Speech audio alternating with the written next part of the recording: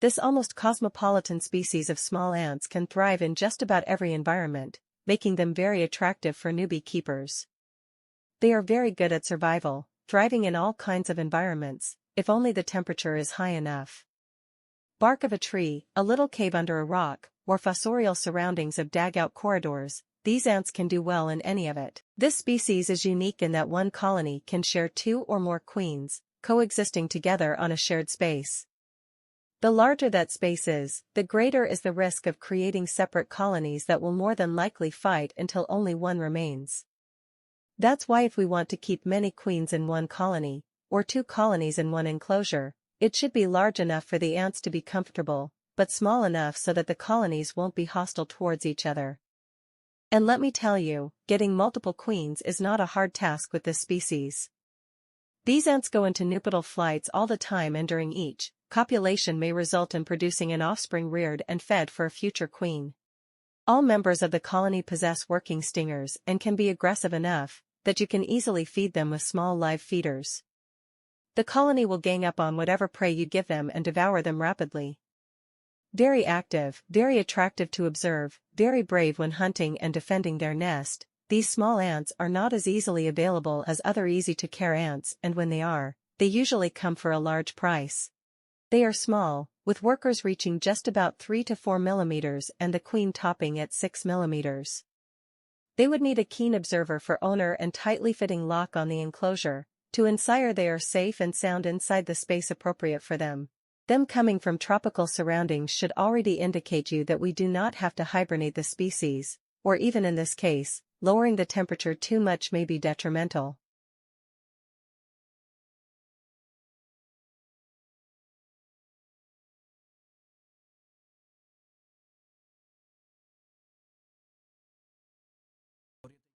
A bit less known than their famous cousin, Lasius niger, this brownish-golden species of ants is on a smaller scale, with a queen growing to max 9 mm long and the workers growing to just about 3 to 4 mm. This species is abundant in Europe and North America and as such, would need temporary temperature drop for hibernation purposes. In this species, the queen rears the youth herself, without the help of the workers. They are interesting species, because aside of the queen and the workers, the colony lacks any specialized castes. They are fairly slow-moving, hardy against common beginner mistakes and durable ant species that are not as hard to kill if mistreated, but still, I do not advise mistreating any animal, even unconsciously. What I try to say is knowledge first, animal second. In any and every case. As for their diet, they would need your standard ant food source, like invertebrates and honey, as in nature they are known to munch on honeydew and hunt for small bugs. So, to keep them healthy, drop a bit of both every so often. Aside from their large population growth, attractive colors, relatively calm and slow movements, they are great for beginner species because of their calm and non-aggressive demeanor. In stressful situations, these ants much prefer to run and hide, rather than bite or attack. Still, I do not recommend stressing out your ants more than it's necessary for cleaning and rehousing. I mean, yeah, it's obvious, but various people of various ages watch YouTube and other platforms, so it's better to state the obvious just in case. They are pretty long-lived, both workers and the queen, as the queen can live up to 20 years, the workers, who in most other species complete their life cycle in matter of months, they tend to live up to 3 years in captivity. And because the colony lives as long as the queen lives, you can enjoy your ants for over 15, up to 20 years. Pretty long time for an invertebrate.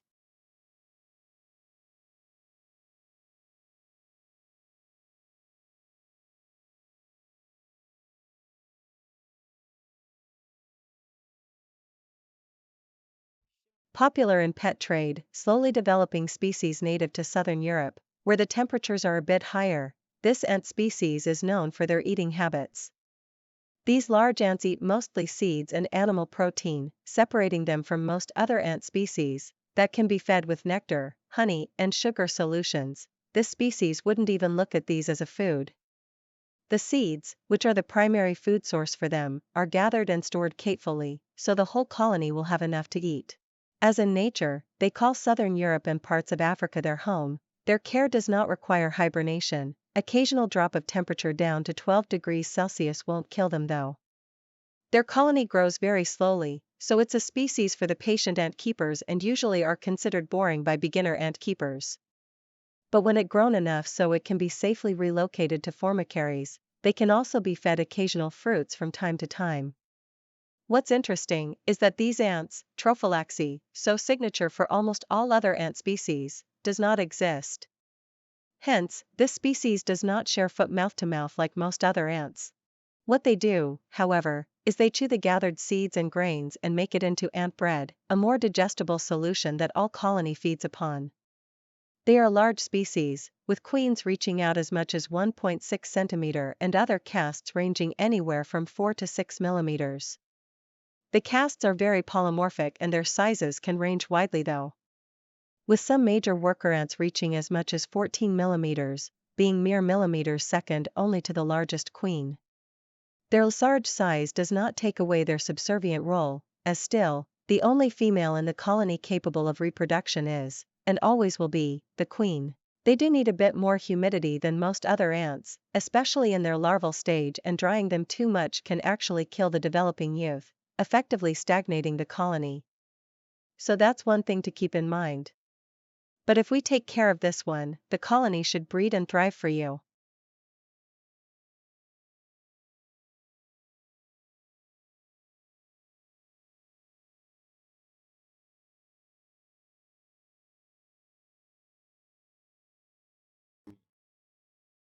These ants may not be the biggest on the list, nor are they the most colorful, but there's something touching about their contrasting colors. These ants live in Asia, South America, and parts of Africa and Australia and grow up to only 2 to 3 millimeters in length when it comes to workers and up to 12 millimeters in the queen. Due to their small size, they'd need tight-fitting enclosure to prevent the ants from escaping. Prolific breeders, they would need a bit larger enclosure despite their small size. Moreover, the queens breed other queens, the way they breed the workers, leading to a colony full of many different queens, rather than just one. In opposition to most other ants, the queens are very active and often patrol the enclosure and wander around, and because there can be countless queens in the colony, the growth potential is massive. Sure, each next queen lays less eggs than the other before her, but still, the fact that there are more than just one breeding individual gives the species an incredible growth potency. The colony lives as long as there's at least one queen in the bunch, and because a single queen can live from 2 to 6 years, it means that there's a chance every few years a new queen will be born that will replace the one that passed away, as long as she's accepted by the colony.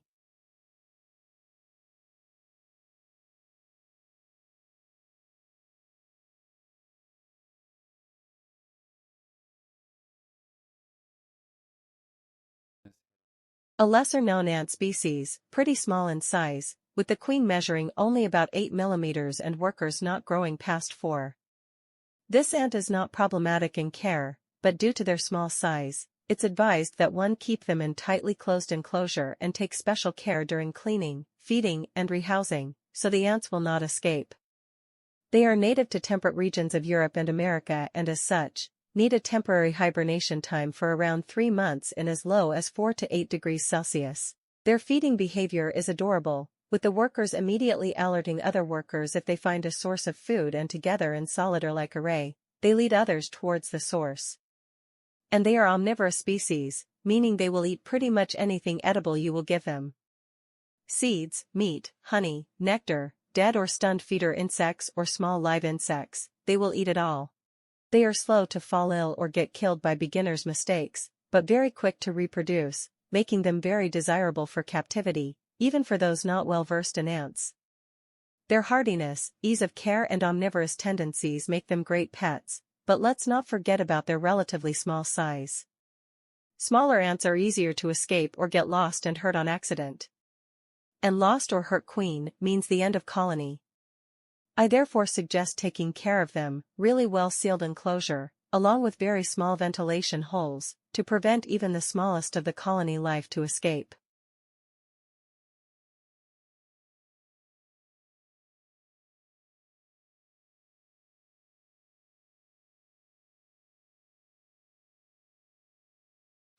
Drab, black and boring?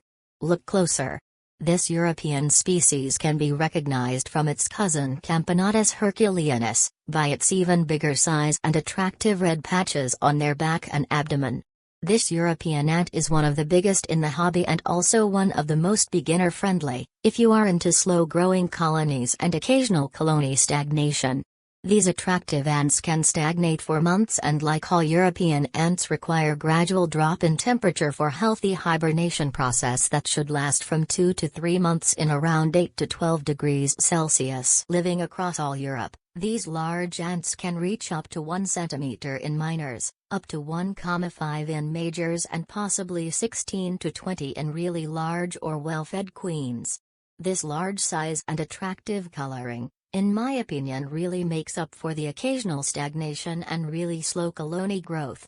This species has developed all the castes you can think of. They have minor workers, major workers, solitars and medias. In nature they tend to inhabit deciduous forests and feed primarily on other insects, as well as various sources of sugar, which in the wild may be honeydew produced by aphid species, while in captivity it can be ordinary honey or even sugar water solution. Therefore, it's vital to feed them some dead insect, like a cricket, a roach or a fly, a bit more often than most other ant species. People tend to discourage them as first pet ants, due to their tendency to stagnate, slow colony growth and occasional workers' deaths, as well as for the potential trouble of providing comfortable hibernation space for them. Me, personally, I like slower growing colonies, as they are more manageable to myself subjectively. Their big size and dark, contrasting colors make them easier to be spotted by someone with significant visual impairment, along with astigmatism, making potential escapes less likely. Soon enough a beautiful gravid queen specimen will show up at my doorstep to my care, so wish me luck.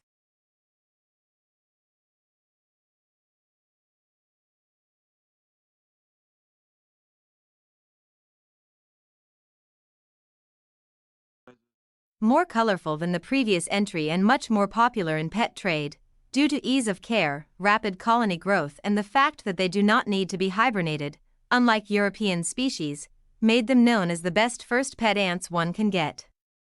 Only a little bit smaller than Lingiperta, the workers measure from 6 to 12 millimeters, while the queen tops out at 1/6 centimeter long. What made them so popular in pet trade is mostly that they are easy to care for and, as I mentioned previously, they multiply like fucking rabbits. That was actually the thing that deterred me from buying them as my first colony, but for most, it's more than an advantage. These fast-multiplying Asiatic ants sport incredible honey-like golden coloration of their abdomen, as if Mother Nature adorned them with a gold jewelry. Despite being smaller than their European cousins, they're arguably more eye-catching. They are not as voracious eaters as Lingiperta, but due to their rapid colony growth and therefore, a need to feed all of the workers and the queen, they would need just as much, if not more, food.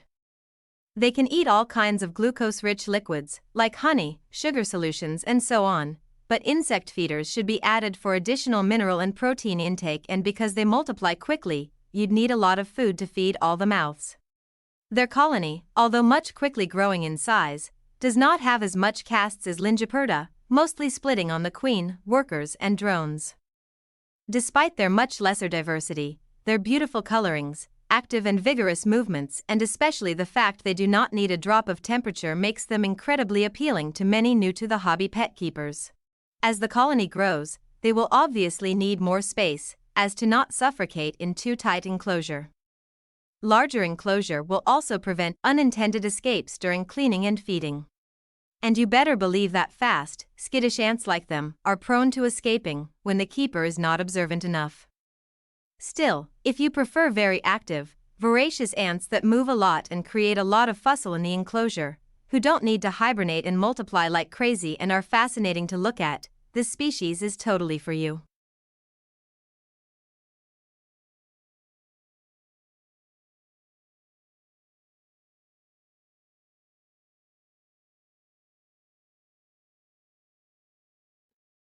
Just look at this brown body and honey golden abdomen and tell me it's not pretty.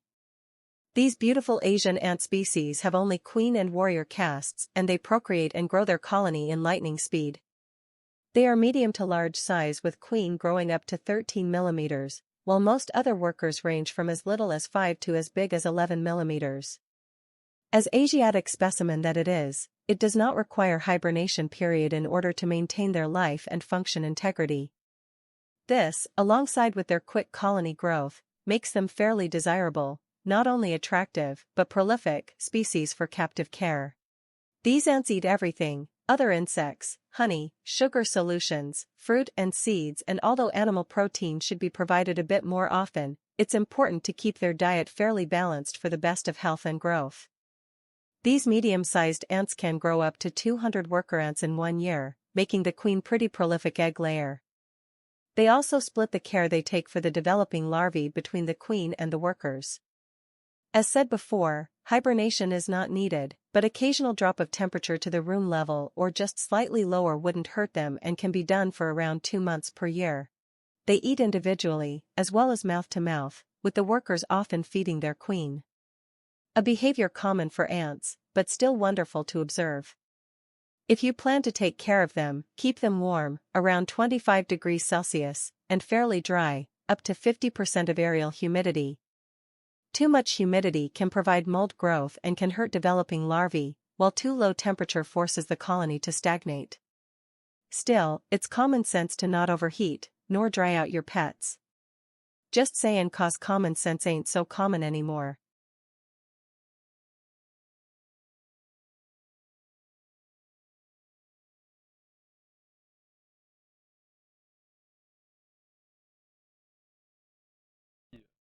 It's not a stretch to say that when I saw these small, fluffy ants, I just fell in love with them. Needless to say, if my journey with Camponotus ligniprida will go well, I will gather as much money as I can and get myself these.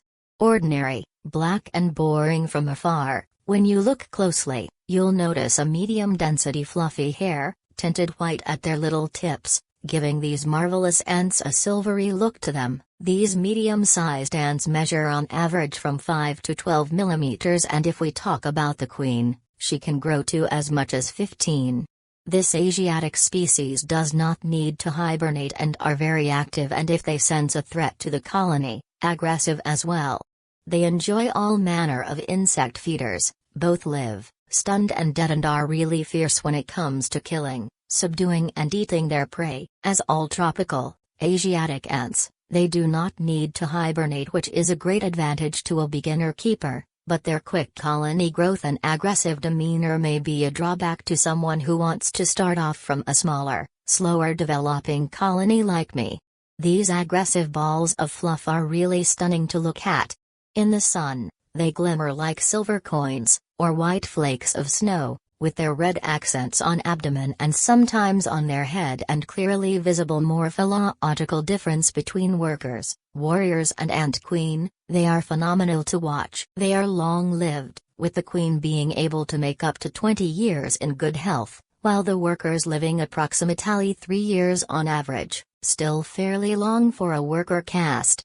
They are fast developing and the colony grows in fairly fast pace, which along with their rather big size, makes them require a bigger enclosure and likewise, bigger nesting area. If you plan to keep them, make sure you're keeping them warm enough, from 21 to 30 degrees Celsius, with lower temperature on the nest, and pretty humid. Although the area may be fairly dry, it's important to keep at least 60% humidity rate in the nesting spot, or your larvae may not develop at all.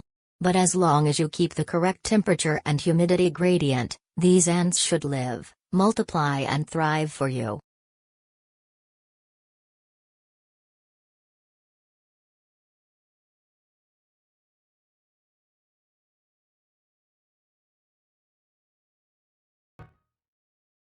Beautiful Asiatic species native to Malaysia and Indonesia. They do not need to hibernate, but they obviously need a bit warmer temperatures than your room ambient if you live outside of these countries. They are large ants with the queen reaching as much as 14 millimeters, while most other castes range from 3 to 7 millimeters. They are split into the queen, the workers, and the solidars, with the latter having signature cone-like shaped head, which they use to block the entrance to the nest and prevent intrusion from predators or nest parasitoids.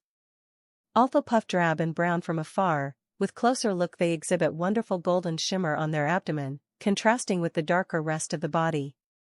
They eat what most other ants eat: invertebrates, honey, calcium sugar mixes, but they probably do not feed on seeds. They communicate using both pheromones and sound, and when they sense a threat, they quickly mobilize the entire nest to protect themselves and their resources against a potential aggressor. As most tropical species, they need warm and humid environment, with the humidity being important for the development of the eggs and larvae after being laid by a queen. They multiply very well as the queen is a prolific egg layer, and the shared responsibility of taking care for the larvae increases the chances of most of the litter surviving to adulthood. They are easy to care, easy to breed, and fairly hardy against most beginner-typical mistakes, although the humidity and heat requirements need to be met for successfully growing and thriving colony. Unlike most others easy-to-care ant species, these couldn't be found all that easily on European market. So if you could buy a gravid queen to start your colony, consider yourself lucky.